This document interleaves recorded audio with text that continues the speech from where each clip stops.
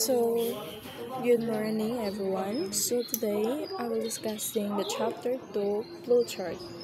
So I'm Shella Shalmi Barbani Itak and I am from Base IT 1B. So the definition of flowchart is a visual diagram showing the progress of work through a sequence of operation. Flowchart graphically represent the detailed steps in solving a problem and allows users to visualize the logic simply by looking at the symbols as portrayed in the diagram's construct. So, ang masabatan is, ang flowchart is, muna siya ang visual diagram na nagpakita og unsaon pagtrabaho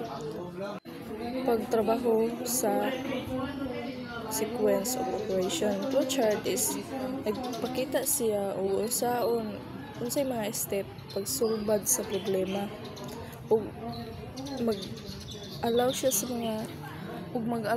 sa mga users para saon pag-visualize sa logic ug magtan-aw sila sa mga logic na sa simple ra kayo o symbols nga nanganaa sa diagrams. Benefits of using flowcharts. So since flowcharts are represented in graphical format, the logic of the program can be easily communicated to another person without having to explain in details its content. So since ang flowchart nagpakita siya og graphical format, ang logic sa program kay pwede siya unya dali ra kayo siya maka-communicate sa laing tao na dili kinahanglan mag-explain sa iyang mga details o contents. Flowchart helps in effectively and efficiently showing a segmented solution of a problem sliced into smaller parts so it can be easily viewed and understood at a glance. So ang flowchart makatabang siya para magpakita og solution sa problema. Para ra siya gi-slice siya sa hinagmay nga parts para dali ra siya makit-an ug masabtan. Purpose of program documentation. Flowchart serve the purpose as it presents the steps in more detailed form. Ang purpose is para na siya documentation. Ang flowchart magkuha siya hatag siya purpose kung saan niya pagpakita sa mga steps o uban pang mga detailed form.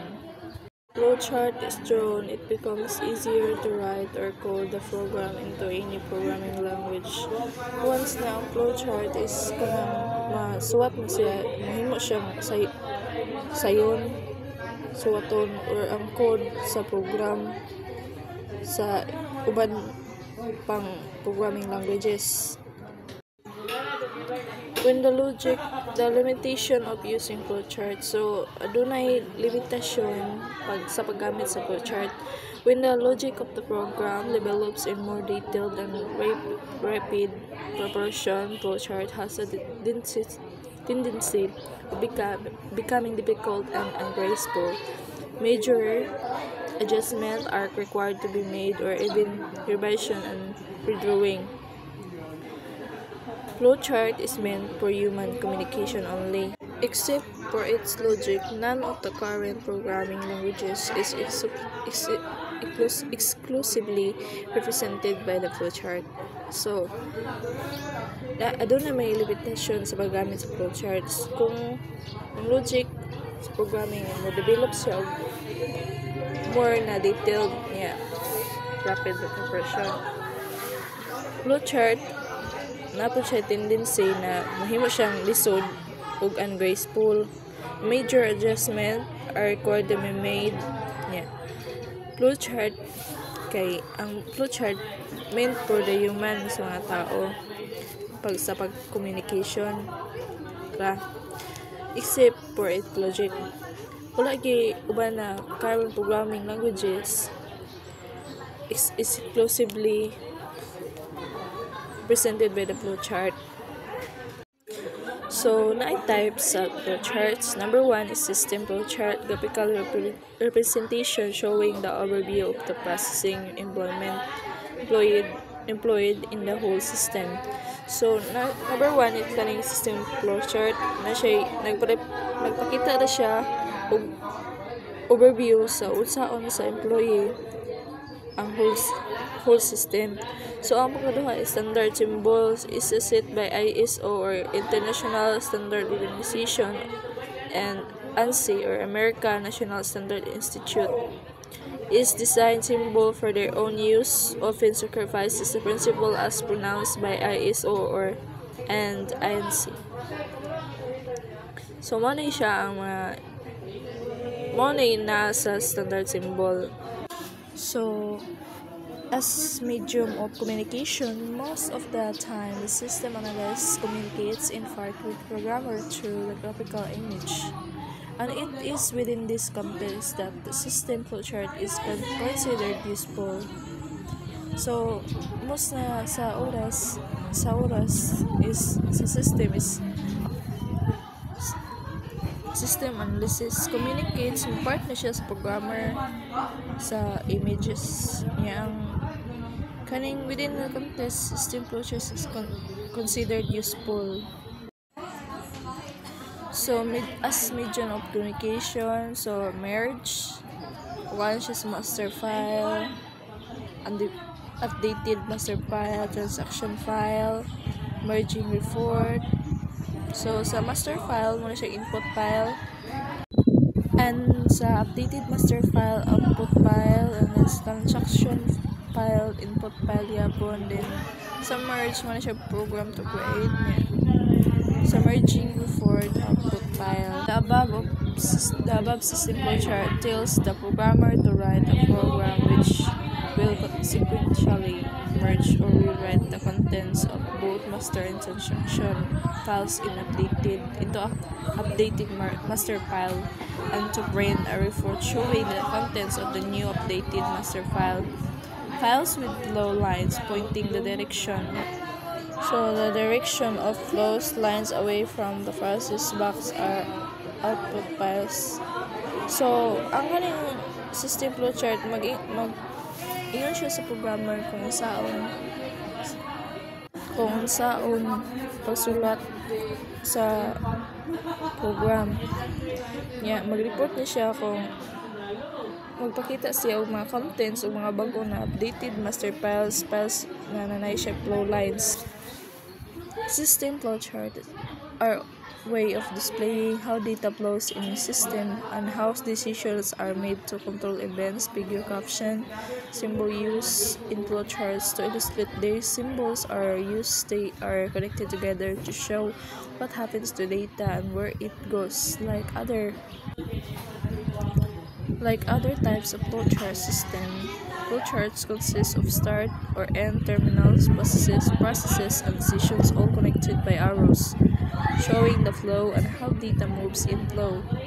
So, ang system flowchart man siya ang maghatag o mag-display ug usaon sa data flows sa system ug usaon niya pagdesisyon.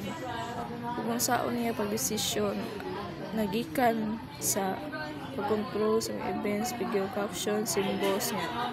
Paggamit sa flowchart o pag-illustrate ani symbols, magamit siya sa pagkonekta nila sa niya, magpakita dayon o kung saan pagkahitabo sa data o asa padulong o ubang klase pa sa flowchart sa system. Ang kaning flowchart magsugod siya sa magsugod or mahuman terminals, then mag-process din siya sa mga decisions. Mag-connected sila sa arrows, magpakita sila sa mag-connected sila na magpakita sa arrows, then sa flow ug usaon sa data paglihok sa flow. So, program flowchart. A program flowchart is a graphical representation of logic in solving problem. Provides detail of steps and the sequence in which those steps are executed to generate meaningful result. So, ang kaning program flowchart na siya magpakita siya na saon sa logic sa pag-solve og problema. pag-solve ang problema, mag-provide siya og mga step kung unsaon og generate niya, maghatag ra siya og mga meaningful nga result. Flowchart template. A template is a tool for drawing flowcharting symbols and to aid programmers in solving problems. So, mani mga template sa flowchart. Ano siyang gamiton sa pag-drawing sa mga symbols kung saan sa pag-hambal sa mga programa sa ilang mga pag-solve sa ilang problema. Programs, flowchart symbols. These symbols, however, as previously emphasized, gain approvals from the American National Standard or ENS and the International Standardization Organization or ISO. So, ano siya ang sa una na gigamit na nag-approve sa program flowchart ng ENS o organization or ISO. So, morning mga program flowcharts kaning terminal, process, preparation, predefine, input or output, decision of page connector, then flow lines of annotation. So, as you see, ang terminal, basta lahi sila og symbols. Terminal, process, then other symbols pa. Symbolic terms and usage. One important thing to consider before writing a flowchart is good familiarity with flowcharting symbols, terms, and their usage. So, kaning pasabot aning symbolic terms and usage, mo ni usa sa pinaka-importante na makonsider siya. Deserve ka pagsulat o flowchart.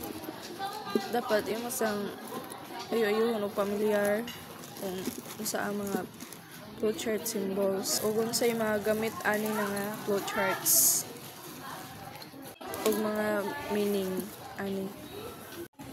So, terminal or oval. This terminal symbol is used to indicate the starting as well as the ending of point of flowchart. So, kung mayon ka terminal or oval, so maning imutuplukan kani start, stop, return. Overview.